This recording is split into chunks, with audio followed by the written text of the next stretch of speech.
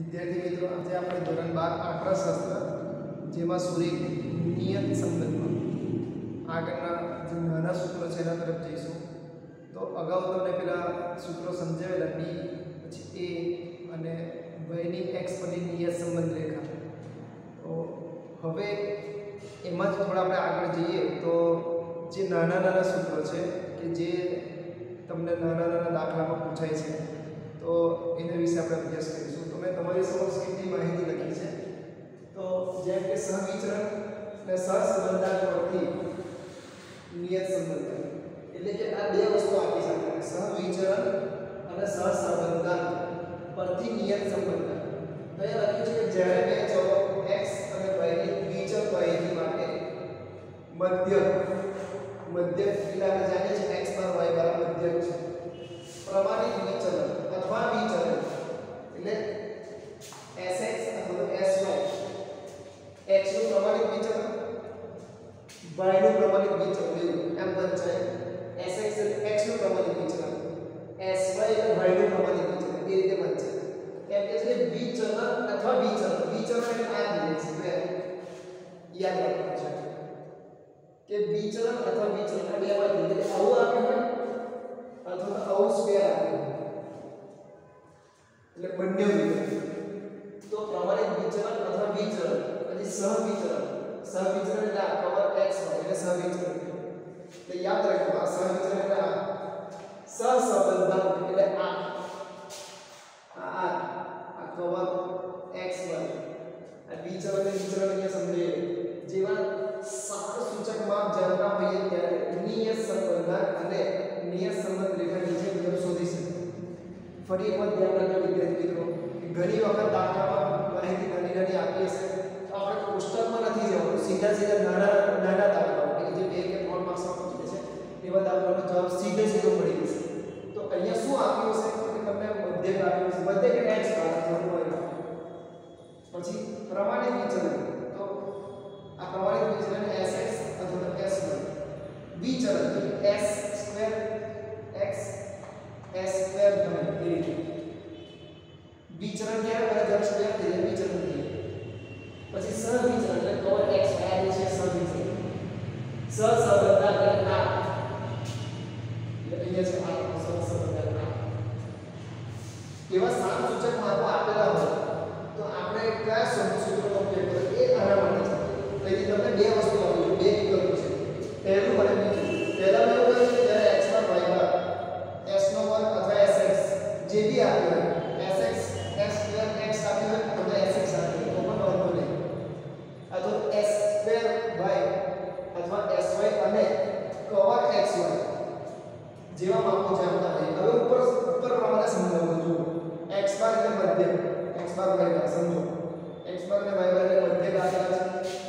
s square અથવા sx એટલે પ્રમાણિત વિચલન અથવા પ્રમાણિત વિચલન આ બંને.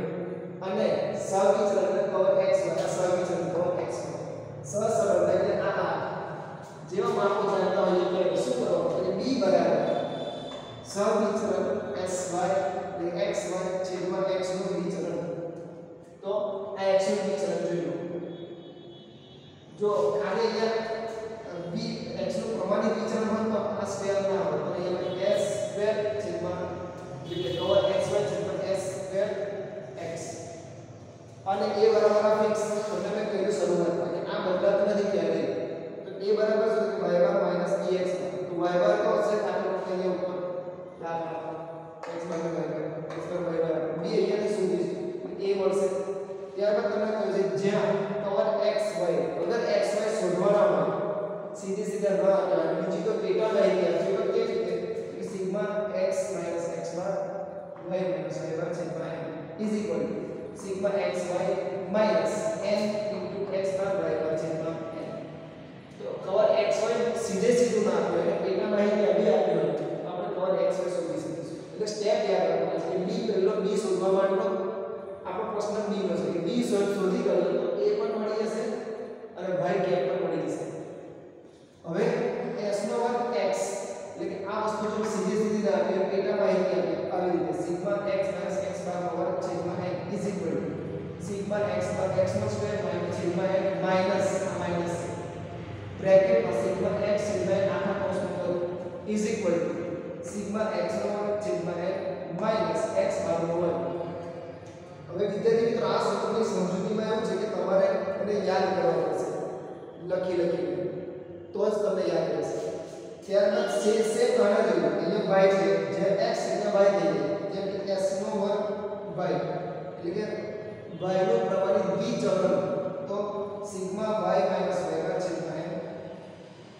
Is equal to sigma y નો સ્ક્વેર એટલે સ્ક્વેર આવશે છેદમાં n માઈનસ સિગ્મા y નો વર્ગ n આખા કૌંસમાં તો બંનેમાં ફરક છે. અહીંયા કૌંસનો વર્ગ નથી અહીંયા આનો y નો વર્ગ છે અહીંયા y નો વર્ગ પછી પાછા કૌંસનો વર્ગ છે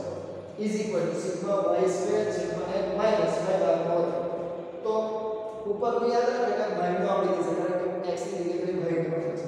તો આ x square x s square y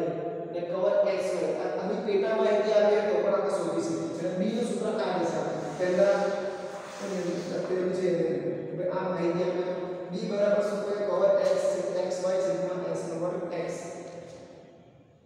હવે બીજું સૂત્ર એટલે કે બીજી રીતે કેવી રીતે આપેલું છે તો x બાર y બાર જો બંનેની સામ્યતા છે અહીંયા આ પહેલું છે x બાર y બાર જો x બાર y બાર s નો વર્ગ x અહીંયા પણ એવું લાગે s નો વર્ગ અથવા sx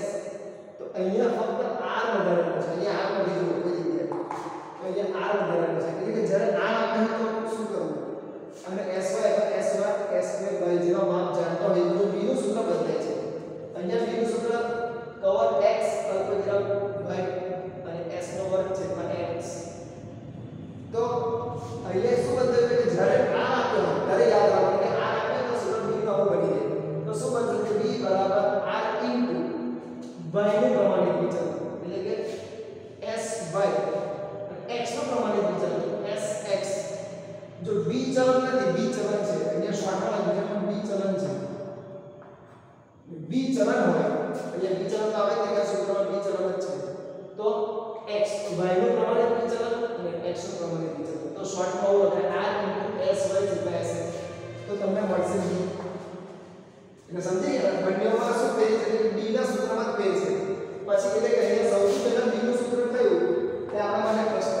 તો માહિતી પરથી આપણે નક્કી કરી શકીએ કે પહેલામાં r આપ્યું છે તો તેનું સૂત્ર વાપરીશું જો r નથી આપ્યું તો આ સૂત્ર વાપરીશું એટલે કે કવર x y છેદમાં x તો y જો r આપ્યું હશે અને sy ને sx આપ્યું છે તો તેનું સૂત્ર વાપરીશું. પછી b a અને y કે બંને માટે સરખું બંને એટલે બંને કોઈ પણ માહિતી હોય b શોધ્યું બીજા નંબર a બરાબર y બાર માઈનસ dx બાર બીજું y ની x પરની નિયત સંબંધ રેખા તો શું છે નિયત સંબંધ રેખા કે y કે બરાબર તે વત્તા dx આવું છે અંદર આગળ પણ છે y કે બરાબર એ વત્તા ચોથા નંબર તમને x ની કોઈ માહિતી આપી હોય તો x ની કિંમત મૂકી x ની કિંમત મૂકીને y ની કિંમતનું અનુમાન y ની કિંમતનું અનુમાન તો આ ચાર સ્ટેપ છે એમાં સૌથી પહેલું સ્ટેપ જ આપણા માટે કઠિન છે એટલા માટે કઠિન છે કે આપણે વિચારવાનું છે મારે કયું સૂત્ર વાપરવું જેવું તમને કન્ફ્યુઝન જેવું બધાને હોય પેલી પર પણ આપણે સમજી લીધું હોય કે મેં મારે r આપ્યો છે તેનું સૂત્ર વાપરીશ એટલે r નથી આપ્યું તો મારે આ સૂત્ર વાપરીશ. હવે તમારા માટે ક્લિયર કરું છું કે જો અહીંયા a બરાબર y બાર માઈનસ dx અહીંયા પણ a બરાબર y બાર માઈનસ dx ત્રીજું તો એવું એક છે કે y કેપ અહીંયા પણ સરખું હશે તો y કેપ બરાબર એવી જ a વત્તા bx અહીંયા પણ y કેપ બરાબર a વત્તા dx એટલે કે y ની x ની નિયત સંબંધ છે તો આ બધું સરખું a સરખો y કેપ પણ સરખું ફક્ત b ના સૂત્રમાં ફેર છે. હવે બંનેના ફેર શું છે એ સમજવા માટે બંનેનું ઉદાહરણ તમને સમજાવું. પેજ નંબર 132 તમારી પાસે ચોપડીએ તમે જોઈ શકો છો તો પેજ નંબર 132 ઉપર જોઈ શકો છો તમે ઉદાહરણ નંબર 8 કે 10 જુદા જુદા વિસ્તારમાં ચોમાસા દરમિયાન પડેલા વરસાદ સેમીમાં એટલે કે x અને બાજરીની ઉપજ ક્વિન્ટલ પ્રતિ હેક્ટરમાં y વચ્ચેના સંબંધનો અભ્યાસ કરવા માટે કેળવેલી માહિતી પરથી નીચે મુજબના માપ મળે છે. n બરાબર 10 જો ઉદાહરણ 8 યાદ રાખજો n બરાબર 10 પછી તમને આપ્યું છે કે x બાર બરાબર 40 આ માહિતી આપી છે એની વાત કરું છું x બાર બરાબર 40 y બાર બરાબર 175 sx from x નું પ્રમાણિત વિચલન 12 કવર x y સવિચલન કેટલા 260 હવે જો તમને અંદર જવાબ આપે છે તો તમે કઈ આ સૂત્ર વાપરો પણ તમે વિચારો કે આ બેમાંથી કયું વાપરો તો મારે તો શું વિચારવાનું આ નથી આવે આ છે કોઈ જગ્યા નથી આવે આ સીધે સીધું આ સૂત્ર આવશે કયું તો b બરાબર જો આ સૂત્ર b બરાબર કવર xy છેદમાં x નો વર્ગ x હવે જો sx આવી x નો વર્ગ x કરવા માટે શું કરવાનું 12 નો વર્ગ કરી દેવાનો 12 નો વર્ગ કરીશું એટલે આપણને મળશે 144 એટલે આપણને આપ્યું છે sx કવર xy તો આપ્યું છે કવર xy કેટલું છે 360 છેદમાં sx બરાબર કેટલા છે કે 12 આપે છે આપણે વર્ગ કરીશું વર્ગ એટલા માટે કે સૂત્રમાં વર્ગ છે અહીંયા આપણને sx એટલું આપ્યું તો 360 છેદમાં 144 કરીએ b બરાબર આવશે તમારા 2.5 આ થઈ ગયું b પડી ગયું હવે a તો આપણું કોમન છે a બરાબર શું તો કે y bar minus dx bar is equal y બાર તમને આપેલું છે અહીંયાથી લેવાનું છે 175 માઈનસ b છે 2.5 અને x બાર તમારો આપેલો છે 40 અહીંયા 175 માઈનસ 2.5 ગુણ્યા 40 કરશું તો 100 ઇઝ ઇક્વલ અહીંયા આવશે 75 આ થઈ ગયું તમારો a હવે y ની x ની નિયત સંબંધ y ની x પરની નિયત સંબંધ રેખા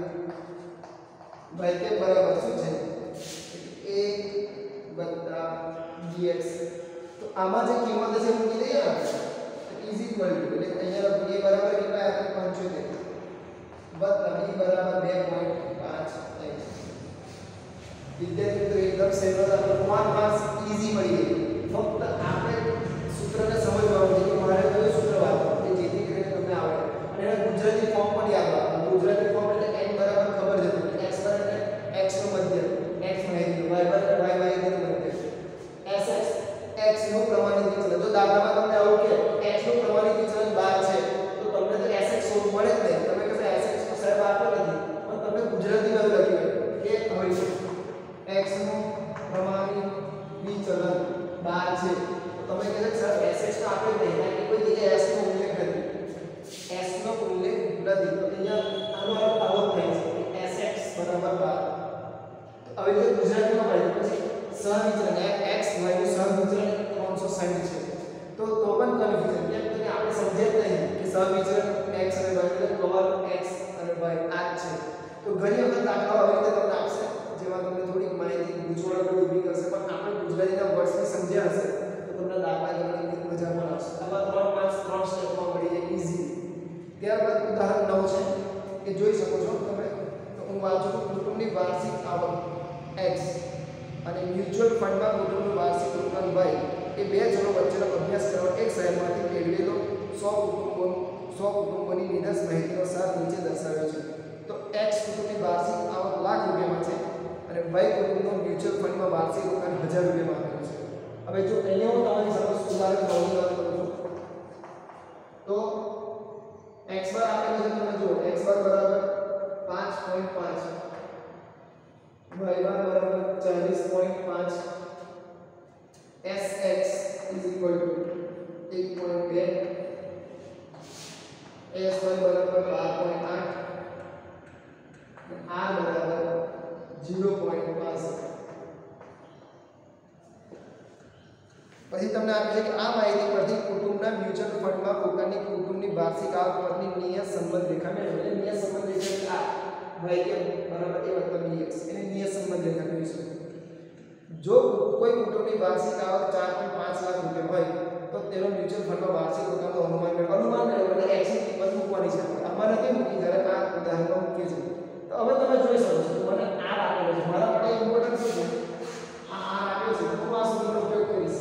કેવી રીતે જો b બરાબર શું સૂત્ર છે b બરાબર r * sy / sx = બરાબર 0.65 ગુણ્યા sy તમને આપે છે 12.8 છેદમાં sx આપે છે 1.2 તો અહીંયા આવશે b બરાબર 6.93 તમે કેલ્ક્યુલેટરના મદદથી કરી શકો છો સૌથી અગત્યનો આપણો b છે વિદ્યાર્થી મિત્રો પછી એ તો તમે શોધી શકશો a બરાબર કોમન છે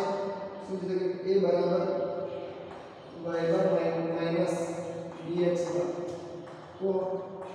તમારો આવેલો છે 40.5 માઈનસ b આપેલો છે તમને 6.93 અને x બાર તમારો આપેલો છે 5.5 ઇઝ ઇક્વલ ટુ 40.5 માઈનસ 6.93 આપણે કેલ્ક્યુલેટરમાં કરીશું તમારો જવાબ આવશે 38.115 તો અહીંયા એ આવશે તમારો 2.385 આ મળ્યું વિદ્યાર્થી મિત્રો એ હવે આપણને y ની x પરની નિયત સંબંધ y ની x પરની નિયત સંબંધ રેખા મેળવી છે તો આ જ પ્રમાણે y કે બરાબર a dx તો a ની કિંમત મૂકું છું 2.39 હવે એક ઓછો કરી દો વત્તા b બરાબર છે 6.93 x આ થઈ ગઈ y ની x પરની નિયત સંબંધ રેખા હવે આ બંને સરખા થઈ ગયા એટલે અહીંયા સુધી આપણે હતું આગળનું જવાબ આપો પણ આપણને આગળ એવું કહ્યું છે કે જો x બરાબર તમે વાંચશો આ પેલા ઉદાહરણમાં તો કહ્યું છે વાર્ષિક 4.5 લાખ 4.5 લાખ એટલે x બરાબર 4.5 લાખ લેવાનું છે તો અહીંયા શું કરવાનું y કે બરાબર a dx બરાબર a ની કિંમત છે 2.39 6.9 ગુણ્યા x ની કિંમત 4.5 લઈએ છે ઇઝ ઇક્વલ ટુ તમારો જે જવાબ છે એ 33.58 તો આ બંને વિગતો તમારી સમક્ષ સમજાય એવી રીતે લખેલી છે કે બંને સૂત્રો કેવી રીતે અલગ પડે છે ફક્ત b ના સૂત્રમાં ફેરફાર છે a અને y કેપ બંનેમાં સરખો અને જો x ની કિંમત આપી હોય તો આપણે y ની કિંમત શોધી શકીએ તો વિદ્યાર્થી મિત્રો આ એક સરળ સમજૂતી સાથે મેં તમારી સમક્ષ ઉદાહરણ મૂક્યા છે તો તમારે ઉદાહરણ પર લખવાના છે અને વિગતો પણ લખવાની છે આ ચાર વિગતો વારંવાર સમજાવું છું b શોધો a શોધો y ની નિયત સંબંધ રેખા અને x ની કિંમત મૂકીને આ છેલ્લા દાખલામાં છે y નો અનુમાન કરવો છે તો જો તમે આ સમજી લેશો તો તમારા મને આ ચેપ્ટરમાંથી 5 માર્ક્સ મોટો દાખલો અને 3 માર્ક્સ નાનો આમ 8 માર્ક્સ તમારે ક્યાંય નહીં મળે તો તમારે આ દાખલા ઉદાહરણના પણ કરવાના અને એની પછીના પણ દાખલા તમે જોશો ઉદાહરણ 10 છે 11 છે 12 છે તમને ખબર છે કે આપણી પાસે સમયનો અભાવ હોવાથી તમારે આવા દાખલા જે છે એ જાતે ગણવાના અને જે પ્રકારની માહિતી આવી છે એ પ્રકારની માહિતી પરથી દાખલા કેવી રીતે ગણવા એ પણ સમજૂતી અંદર આપેલી છે અને ત્યારબાદ તમારે 3.2 ના સ્વાધ્યાયના દાખલા ગણશો તો તમને વધારે સમજમાં આવશે અને હવે પછી જ્યારે નેક્સ્ટ મળીશું ત્યારે થોડુંક આગળ જવાનું છે એમાં તો ત્યાં સુધી અલ્લાહ